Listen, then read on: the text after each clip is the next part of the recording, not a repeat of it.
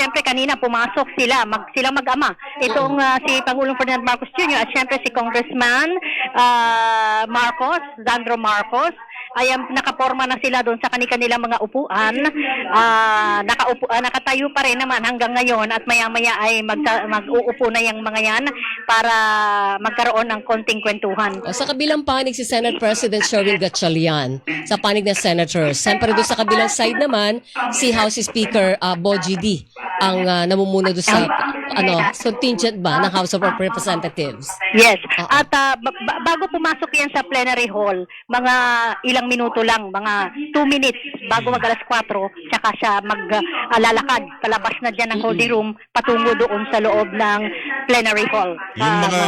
Sa mga oras na ito, maya-maya bago siya magtalumpati, bago pumasok, di ba't inuutos siya na lahat na ay pumasok na? Wala nang lalabas dahil parang formang ilalockdown na yung area. Nilalak talaga yung mga pinto ng buong session hall kapag ang presidente ay nasa loob para magsona.